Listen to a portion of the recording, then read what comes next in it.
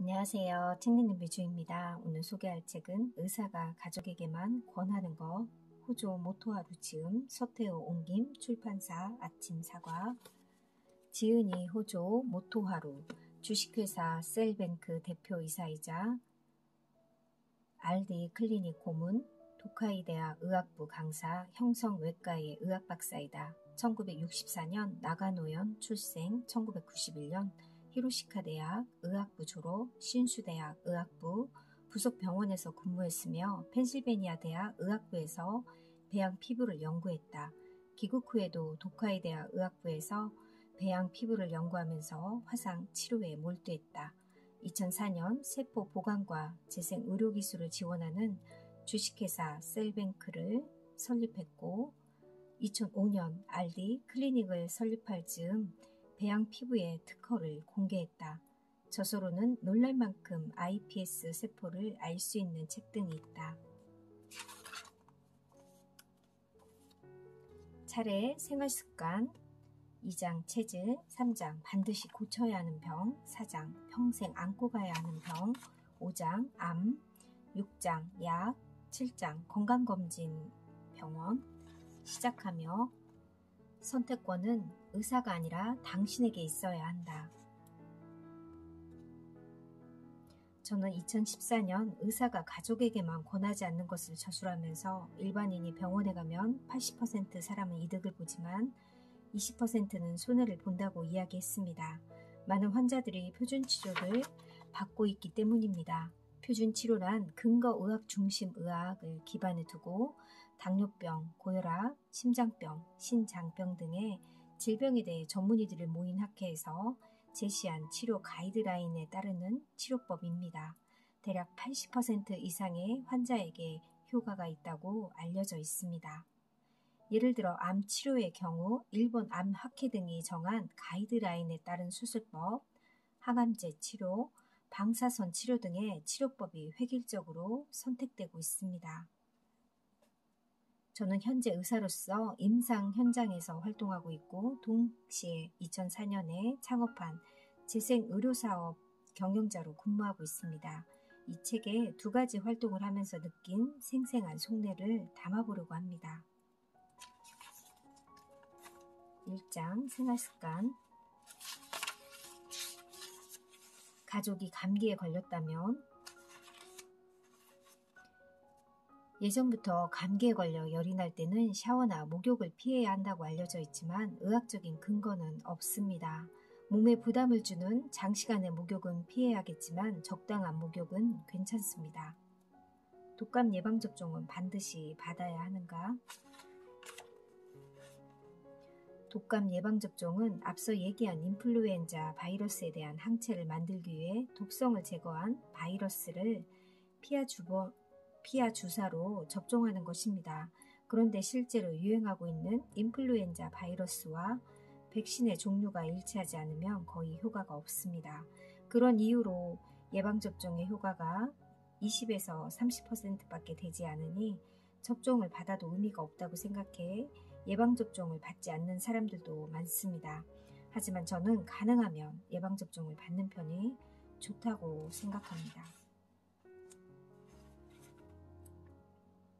이전에 저희 가족이 독감에 감염되어 일주일 이상 몸져 누웠던 적이 있습니다. 하지만 예방접종을 받았던 저는 감염되지 않았습니다. 고령자와 아이들은 물론이고 체력에 자신 있는 직장인이라 할지라도 독감 예방접종은 받는 것이 좋다고 생각합니다. 가족이 어깨 결림, 허리 통증이 심하다면 최근의 연구 결과를 보면 허리 통증의 80%는 원인을 알 수 없다고 합니다. 어깨 결림의 원인은 근육 뭉침이 아니고 근막에 생긴 주름이다. 어깨 결림의 원인 중 80%는 내가 이미 알고 있다라는 보고도 있습니다. 즉 병은 마음에서부터 생긴다는 표현이 딱 들어맞는 어깨 결림이나 허리 통증이 많다고 할 수 있습니다. 따라서 MRI, CT 검사에서 이상이 발견되지 않은 이상 일상생활에 지장이 없는 만성 어깨 결림이나 허리 통증은 그저 잘 뭉치는 체질로 알고 계속 달고 살아야 한다고 생각합니다. 하지만 단순한 어깨 결림이나 허리 통증이라고 생각했던 환자가 사실은 목숨 이태로는 중병인 경우도 존재하는 것이 현실입니다.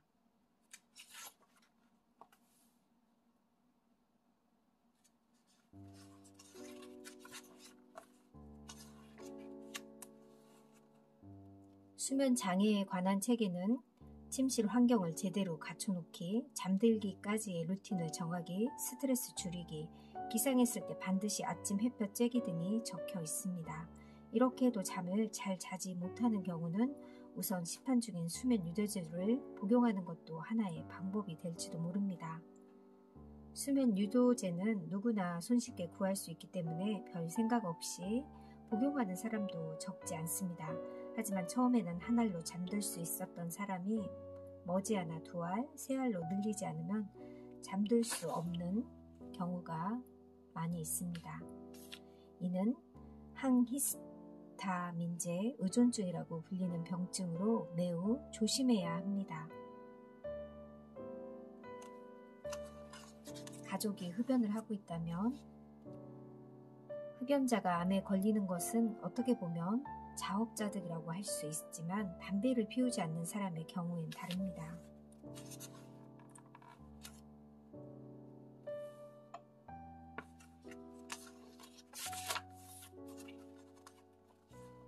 가족이 알레르기 체질이라면 알레르기와 식생활의 관계, 지방의 과잉 섭취는 알레르기 질환의 발생률을 전반적으로 증가시키고 야채와 과일 섭취는 반대로 발생률을 저하시킨다는 이야기입니다. 식생활의 서구화로 알레르기 질환이 증가한 하나의 요인일 수 있습니다.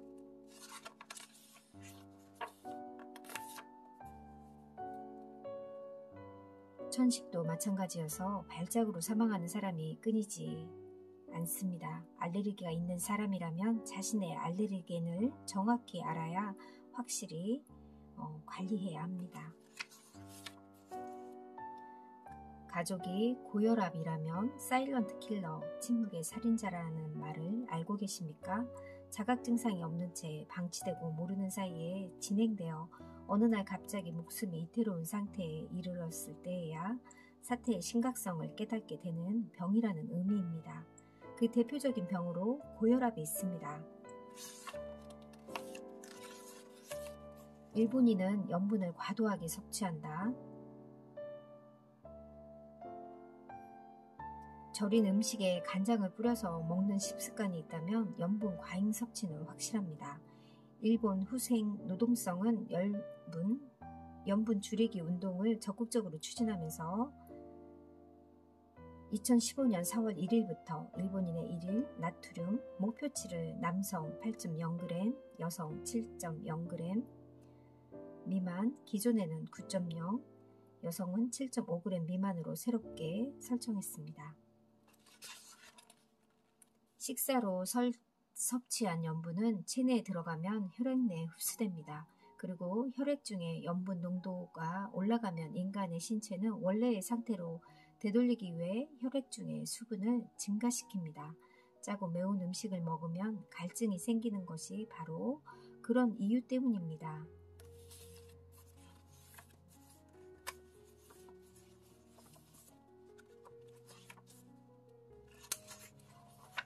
가족이 암이라면 일본 남성은 평생 2명 중에 1명은 암 진단을 받고 여성은 3명 중 1명, 3명 중에 1명이 암으로 사망한다. 최근에 이런 말을 자주 듣는데 고령화가 원인이라고 얘기되고 있습니다.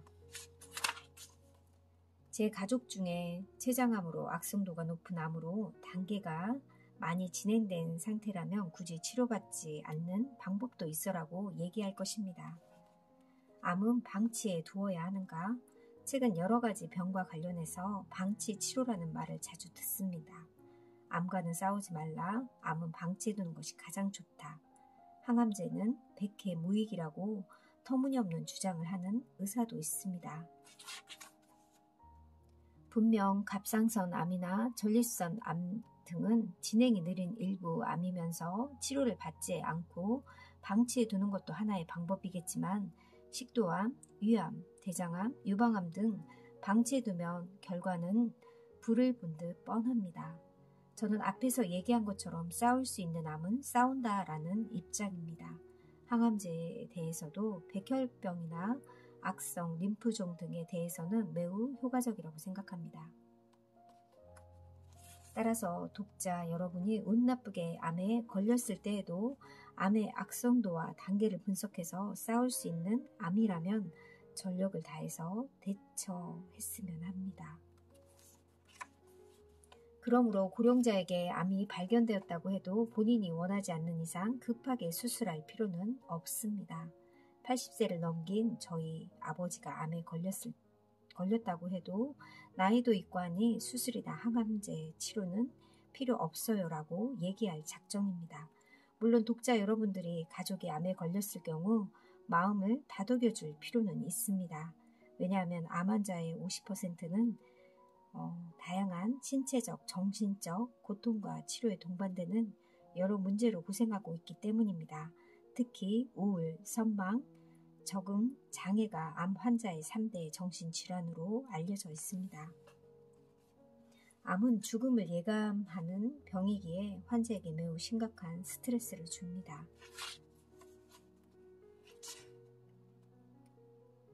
심리치료는 질 높은 포괄적 암 치료를 위해서라도 필요합니다.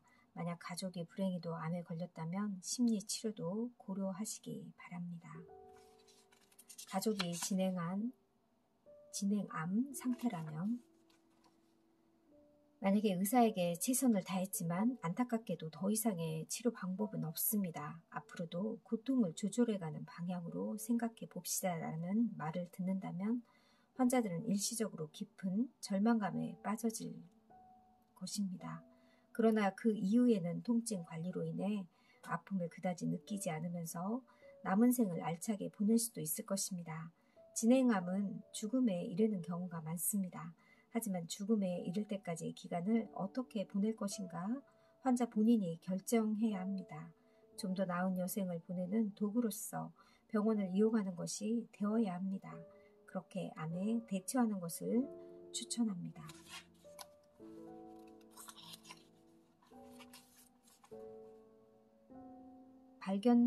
발견하지 않아도 되는 암이 있다.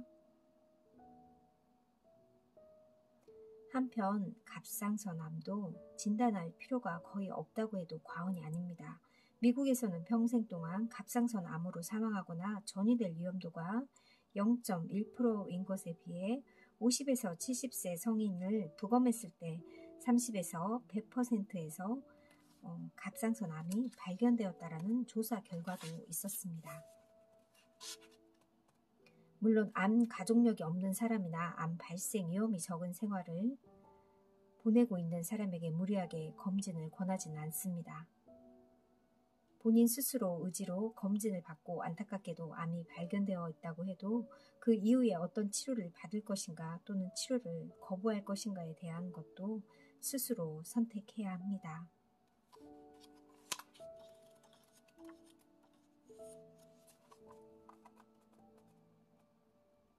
히알루론산을 발라도 콜라겐을 먹어도 피부가 좋아지지 않는다. 인간에게는 면역 기능이 있기 때문에 콜라겐을 피부 속으로 침투시켰다고 가정해도 결국은 이물질로 인식되어 제거될 뿐만 아니라 진피세포, 세포막에서도 거부되기 마련입니다. 피부는 가족이 다쳤다면에서 설명한 것처럼 표피, 진피, 피하 조직의 3개의 층으로 구성되어 있는데 크림 같은 화장품을 발라도 침투할 수 있는 것은 표피까지입니다. 콜라겐이나 히알루론산은 진피까지 도달할 수 없다는 것을 기억해 두시기 바랍니다. 한편 콜라겐을 먹어도 피부가 좋아진다고 볼 수는 없습니다.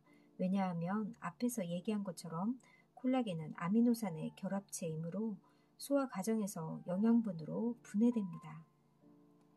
소화된 콜라겐은 더 이상 콜라겐이 아니고 분자 단계로 분해된 단순한 아미노산에 불과합니다.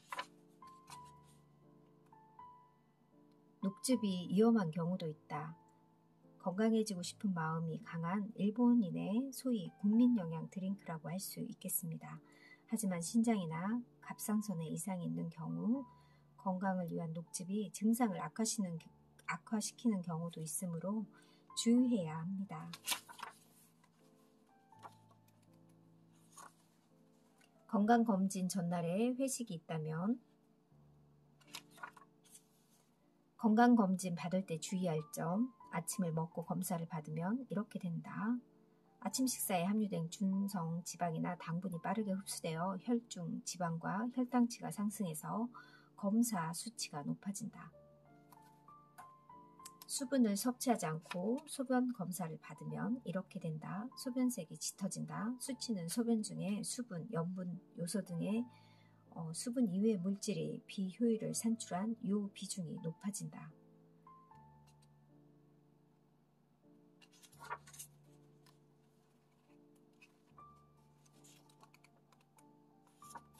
가족이 시한부 선고를 받았다면 굉장히 무거운 주제입니다.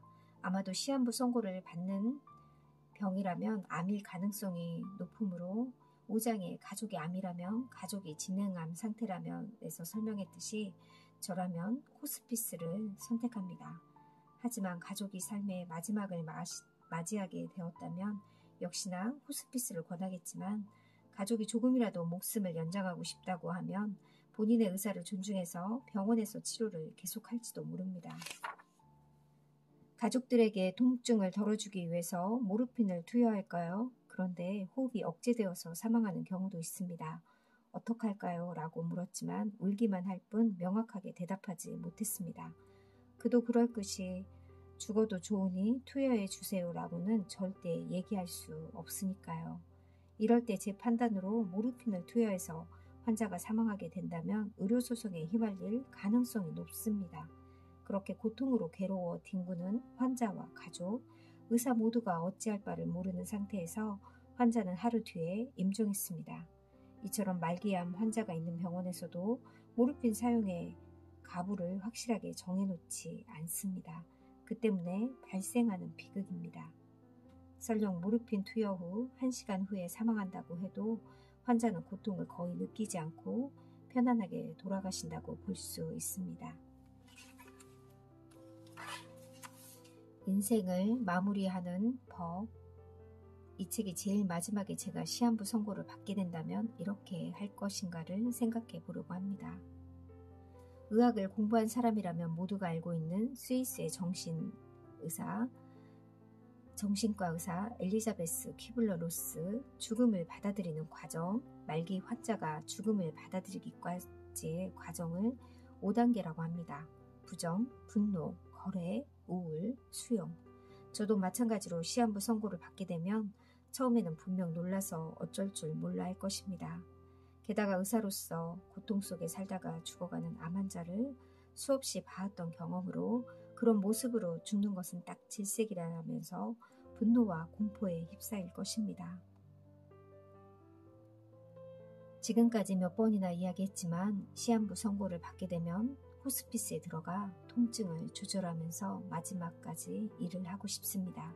인간에게는 생명체의 수명과 사회적 수명의 두 가지 인생이 있다고 생각합니다. 저도 나이가 50이 넘어가면서 죽음을 의식하게 되었습니다.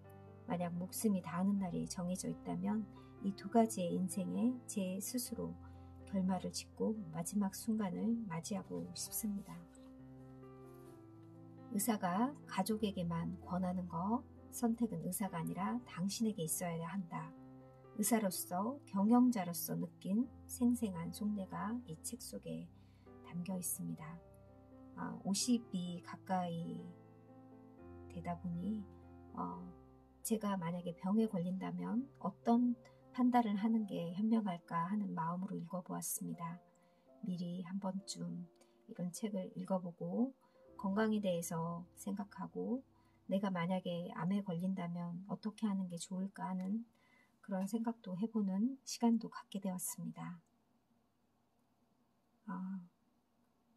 꼭 의사선생님의 수술을 권하는 대로 따르는 게 좋을지 어떨지 이 책을 통해서 여러분도 알게 되었으면 좋겠습니다. 감사합니다.